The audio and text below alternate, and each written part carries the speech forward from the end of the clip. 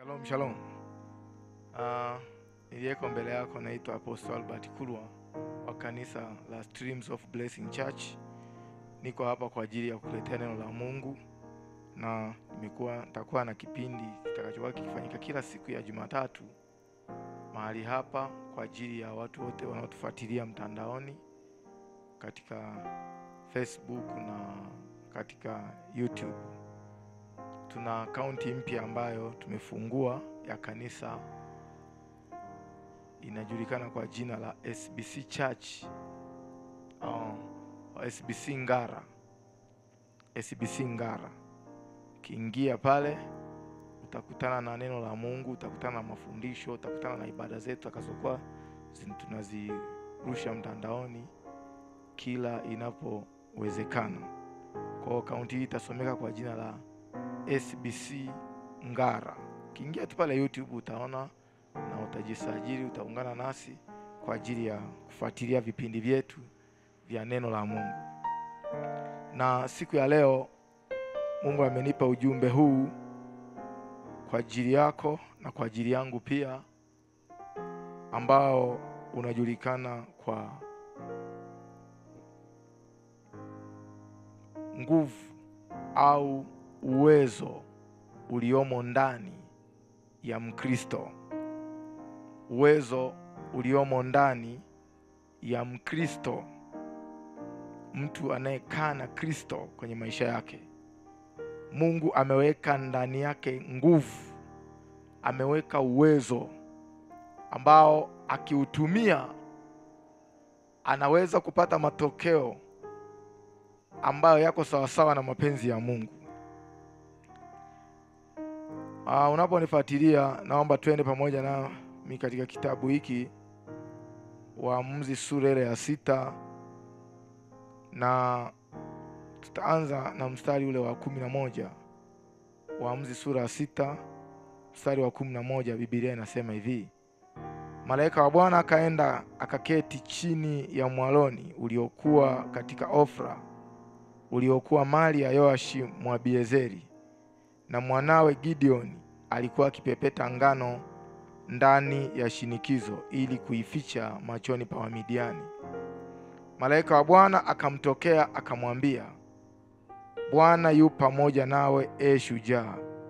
Gideoni akamwambia, Bwana wangu, ikiwa Bwana yu pamoja nasi, mbona mambo haya yote yametupata? Yako wapi matendo yake ya ajabu waliotuhadithia baba zetu wakisema, je, siye Bwana aliyetuleta huku kutoka Misri? Ila sasa ametutupa, naye ametutia katika mikono ya Wamidiani. Bwana akamtazama akasema, enenda kwa uwezo wako huu ukawaokoe Israeli na mkono wa Midiani. Je, si mimi ninayekutuma? Akamwambia, Bwana, Bwana, nitawaokoa Israeli kwa jinsi gani? Tazama, jamaa zangu ndio walio maskini sana katika Manase, na mimi ndimi niliye mdogo katika nyumba ya baba yangu. Bwana akamwambia, hakika nitakuwa pamoja nawe, nawe utawapiga Wamidiani kama mtu mmoja. Amen. Baba, katika jina la Yesu, libariki neno hili sasa tunapoenda kujifunza. Neema yako na fadhili zako na uweza wako ukatuhudumie, ukaseme na kila mmoja anayetufuatilia mtandaoni sasa, katika jina la Yesu Kristo. Kila mmoja kuone kwa namna ya kipekee, kwa heshima na utukufu wako. Amen. Haleluya, haleluya. Biblia inasema kwa habari ya wana wa Israeli walipokuwa wakipita katika mazingira magumu, maana walikuwa wameshatekwa, walikuwa wameshakamatwa, walikuwa wanaonewa na Wamidiani. Wamidiani walikuwa wanakaa jirani na nchi yao, walikuwa ni majirani. na wakafanyika kuwa kikwazo na mateso ya taifa zima. Israeli walimkosea Mungu. Walipomkosea Mungu, Mungu akawaweka kwenye mikono ya maadui zao ili wawatese. Na kosa walilokuwa nalo ni kwamba Waisraeli walianza kuabudu miungu mingine, na Mungu akawakasirikia na hata kuruhusu maadui zao wawatese. Neno la Mungu linasema Israeli wakaingia kwenye maumivu makali. Kila walipolima, hawa Wamidiani walikuja kuchukua mazao yao. Kila kazi za mikono walizozifanya wana wa Israeli, Wamidiani waliziharibu. Wamidiani waliwanyang'anya mali zao. Wamidiani waliwanyang'anya chakula chao, na mateso yakawa ni makali. Hata ikafika wakati watu wakawa wakifanya mavuno ya mazao yao wanayapepeta kwa kujificha. Tunaona hapa malaika wa Mungu anamtokea Gideon. Anamwambia Gideon, wewe ni shujaa. Gideon anakataa, anasema hapana, mimi sio shujaa. Yako wapi matendo ya Mungu ambayo tumehadithiwa na baba zetu? Je, si Mungu yule aliyewatoa baba zetu katika nchi ya Misri, nchi ya utumwa, nchi yenye mateso? Na leo hii huyu Mungu ametutupa na kutuacha. Matendo yake yako wapi? Mungu akaanza kuzungumza kwa kinywa cha yule malaika. Malaika anamwambia, enenda kwa uwezo wako huu ulionao, utawaokoa wana wa Israeli na mikono ya Wamidiani. Kwa ile lugha ilikuwa ni ngumu sana kwa Gideon, kwa sababu tayari aina ya mateso aliyokuwa anayapitia ni kama alikuwa ameyazoea. Kwa hiyo hakupata uelewa, hakujua kwamba Mungu anaweza kuwasaidia. Sasa anasema enenda kwa uwezo wako huu ulionao. Kumbe Gideon alikuwa na uwezo ndani yake ambao kama angeutumia angepata matokeo chanya. Mbinguni wanamtambua Gideon ni shujaa. Duniani Gideon anatambulika hapa duniani kama mtu dhaifu, kama mtu maskini, kama mtu asiye na nguvu, kama mtu anayetoka kwenye jamii dhaifu. Maana anasema ndugu zake ni maskini, anasema ukoo wao ni maskini, anasema wao ni wachache. Lakini Mungu anapomtazama anaona ndani yake kuna uwezo, ndani yake kuna mamlaka, ndani yake kuna nguvu za kulipigania taifa zima. Nataka nikuonyeshe uwezo uliomo ndani ya mtu aliyemwamini Kristo. Kuna nguvu ambayo haionekani kwa macho ya kibinadamu, lakini nguvu hii ina uwezo wa kufanya mapinduzi, ina uwezo wa kufanya mabadiliko, ina uwezo wa kufanya mambo makubwa ya kumfanya huyu mtu afunguliwe. Ni kitu cha ajabu mno leo kwamba unasema mimi ni Mkristo alafu huna nguvu ya Kristo. Gideon anasema mimi ni dhaifu, mimi sina nguvu, mimi ni maskini, lakini mbinguni anatambulika kama shujaa. Kwa jinsi alivyo, anavyojiona yeye na namna anavyoonekana machoni pa Mungu ni vitu vili tofauti. Yeye anajiona ni dhaifu, yeye anajiona ni maskini, yeye anajiona hawezi, yeye anajiona si chochote.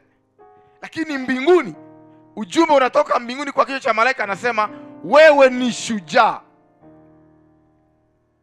Kwa ndani ya Mkristo, ndani ya mtu aliyemwamini Mungu katika Kristo Yesu, kuna mamlaka, kuna nguvu, kuna uwezo ambao akiuachilia kuna matokeo yanatokea. Ona hapa anasema yako wapi matendo ya huyo Mungu? Mungu ametuacha. Mbona tunaishi maisha magumu?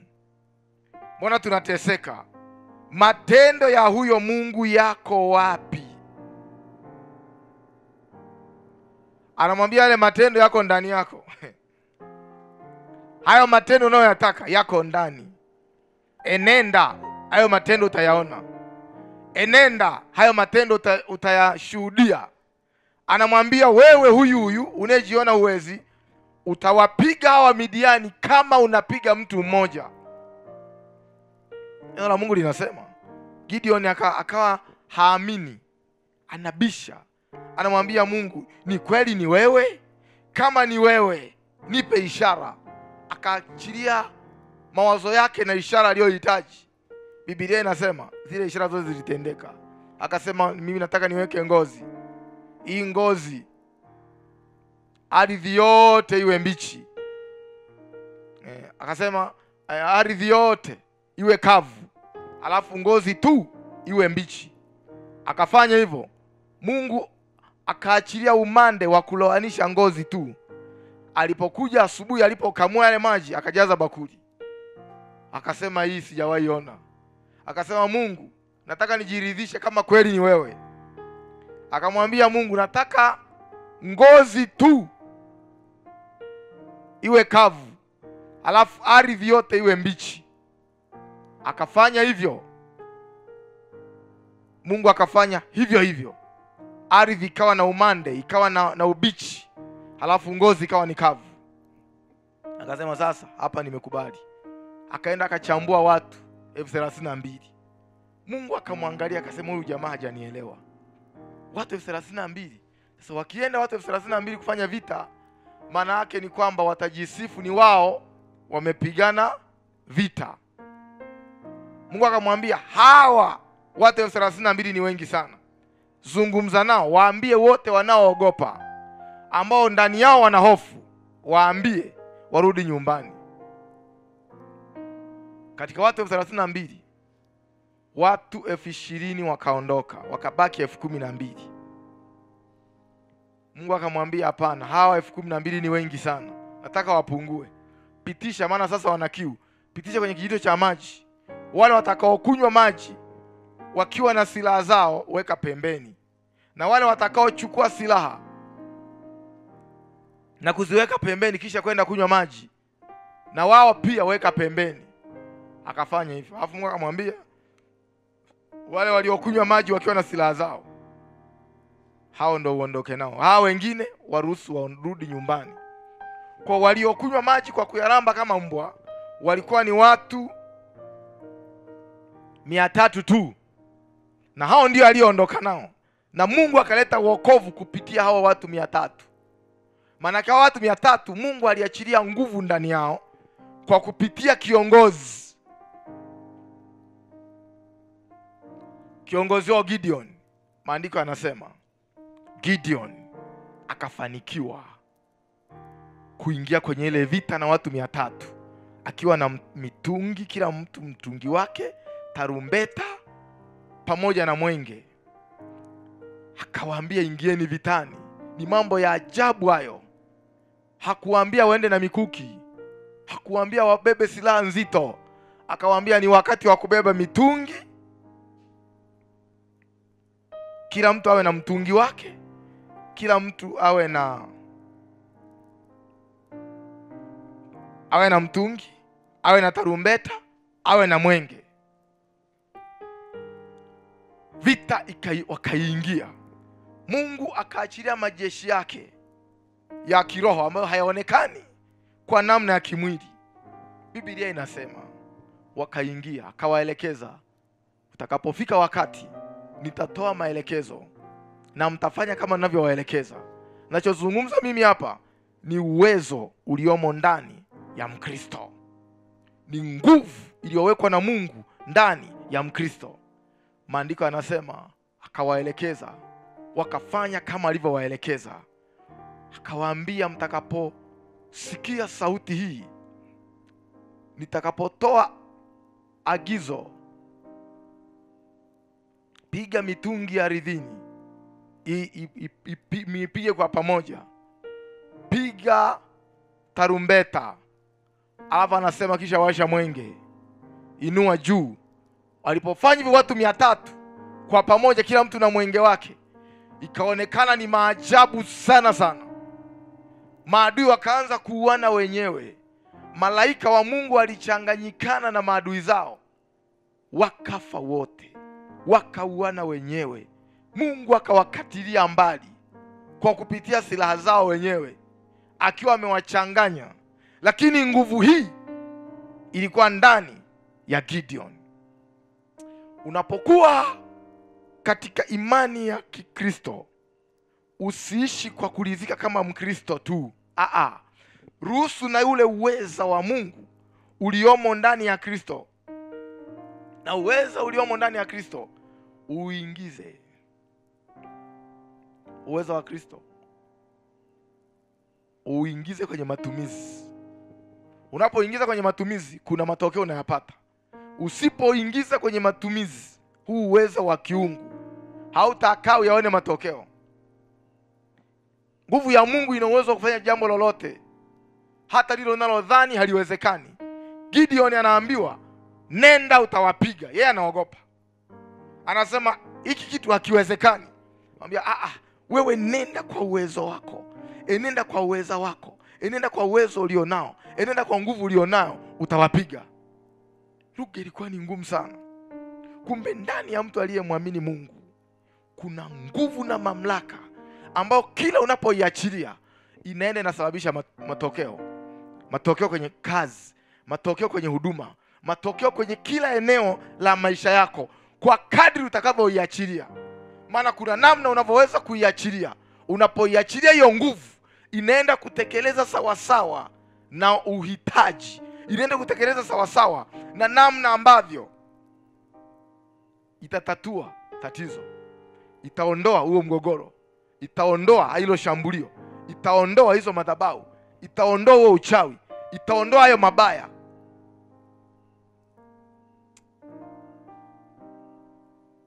Tamani unielewe ndugu, ya kwamba uweza wa Mungu uliomo ndani yako sio uwezo wa kawaida. Ni nguvu kubwa, ni mamlaka kubwa, ni uweza wa kiungu ambao kila unapouachilia kuna matokeo. Bwana anasema nimepewa mamlaka yote mbinguni na duniani. Nendeni mkawaambie watu kwamba mimi ni Mwokozi. Nendeni mkawahubiri watu. Nendeni mkawaeleze kwa habari ya uweza wa Mungu. Kwa hii nguvu imewekwa ndani, inakaa ndani yako, inakaa ndani yako. Unapoitumia kuna matokeo. Na ndio maana wewe ni shahidi mwaminifu. Kuna wakati unaweza kuwa umelala, lakini nguvu ya Mungu iliyomo ndani yako inafanya vita na maadui zako. Sasa unasikia kama unakemea, sasa unasikia unawashinda maadui. Kwa nini? Kwa sababu kuna nguvu, kuna uwezo. Sasa usisubirie kwenye ndoto peke yake, itumie kwenye majira yote, itumie kwenye nyakati zote. Tumia hiyo nguvu kuleta mabadiliko na mapinduzi katika ulimwengu wa roho, kiasi cha kuathiri hali ya mazingira ulionayo. Maana yake uwepo wako wewe kwenye eneo utakapokuwepo, lile eneo liathiriwe na nguvu ya Mungu inayotenda kazi ndani yako. Iwe ni kazini, lile eneo liathiriwe na nguvu ya Mungu inayotenda kazi ndani yako. Iwe ni shambani, iwe ni sokoni, iwe ni kwenye huduma, iwe ni kwenye uimbaji, uwepo wako uathiri lile eneo. Gideon aliathiri lile eneo, ikaonekana Mungu wake na nguvu ya Mungu anayemtumikia ndio inayotawala lile eneo. Uwepo wa Gideon uliwakilisha nguvu ya kiungu, na ndio maana Mungu anamwambia nenda kwa nguvu zako, nenda kwa uwezo wako, nenda kwa mamlaka uliopewa, kafanye kile ambacho Mungu anataka ukifanye. Ukisoma katika kitabu cha Waefeso sura ile ya 3, Waefeso sura ya 3 mstari wa 20, neno la Mungu linasema hivi: basi atukuzwe yeye aweze kufanya mambo ya ajabu mno kuliko yote tuyaombayo au tuyawazayo, kwa kadri ya nguvu itendayo kazi ndani yetu. Naam, atukuzwe katika kanisa na katika Kristo Yesu hata vizazi vyote vya milele na milele. Amina. Anasema atukuzwe yeye aweze kufanya mambo ya ajabu mno kuliko yale tuyaombayo. Atukuzwe yaweze kufanya mambo ya ajabu mno kuliko yale tuyaombayo au tuyawazayo, kwa kadri ya nguvu inayotenda kazi ndani yetu. Kumbe ndani yetu kuna nguvu inayotenda kazi. Hii nguvu inayotenda kazi, unapoitumia ipasavyo sawasawa na mapenzi ya Mungu, kuna jambo linafanyika. Kuna kitu Mungu anafanya kwenye eneo la maisha yako. Kuna jambo Mungu anafanya kwenye huduma yako. Kuna jambo Mungu anafanya kwenye maono yako. Mungu anafanya kwenye malengo yako. Mungu anafanya kwenye biashara yako. Mungu anafanya kila eneo la maisha yako. Mungu anaweza kufanya kwa kutumia nguvu yake aliyowekeza ndani yako. Anasema atukuzwe yeye aweze kufanya mambo ya ajabu mno. Sio mambo ya kawaida kawaida, ni mambo ya ajabu, ni mambo ya kushangaza, ni mambo ya kuwashangaza mataifa, ni mambo yaliyo juu ya fahamu za kawaida za kibinadamu. Anasema atukuzwe aweze kufanya mambo ya ajabu mno kuliko yote tuyaombayo. Kumbe tunaweza tukaomba kwa kadri ya uhitaji wetu kama wanadamu, lakini nguvu iliyoko ndani yetu inaweza kufanya mambo ya ajabu kuliko yale tunayoomba, kuliko yale tunayoyahitaji kama wanadamu. Inaweza kufanya zaidi ya hapo kuliko tuyaombayo au tuyawazayo. Manake nguvu inaweza kufanya mambo makubwa zaidi ya yale tunayowaza, zaidi ya yale tunayoomba, zaidi ya yale tunayoyafikiri kama wanadamu. Anasema kwa kadri ya nguvu inayotenda kazi ndani yetu. Kwa unaweza kaangalia jinsi ambavyo nguvu ya Mungu inayotenda kazi ndani yako ni kwa kiwango gani.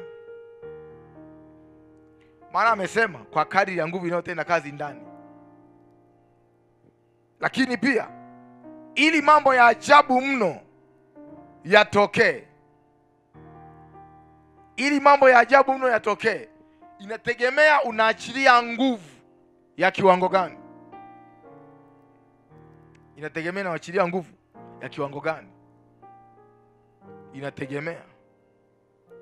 Taa ya watimia haiwezi kuwashwa na umeme wati 4. Haiwezi kuwashwa. Kwa nini? Kwa sababu hii taa imepewa umeme mdogo. Lakini taa ya watimia na ikapewa watimia, ile taa inawaka. Vivyo hivyo katika ulimwengu wa roho, unapoachilia nguvu ya Mungu kwenye jambo lolote unaloliombea, hakikisha unaachilia nguvu ya Mungu inayotosheleza uhitaji unaotosheleza kutatua lile jambo, kuleta matokeo kwenye lile jambo, kuleta majibu kwenye lile jambo. Ukiachilia nguvu kidogo, ni sawa sana Mungu anataka uachilie nguvu ya maombi ya masaa 2, halafu ukaomba dakika 10. Maana yake kinachotokea ni kwamba yale matokeo uliyoyakusudia unaweza usiyapate.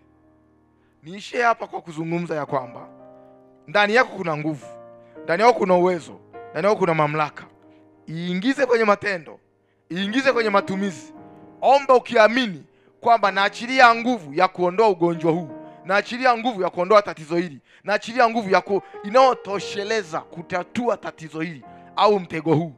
Utanipa matokeo, utaleta ushuhuda, utasema Mungu amefanya, kwa sababu nilipoachilia ile nguvu sawa sawa na uhitaji, nimeona matokeo 1, 2, 3.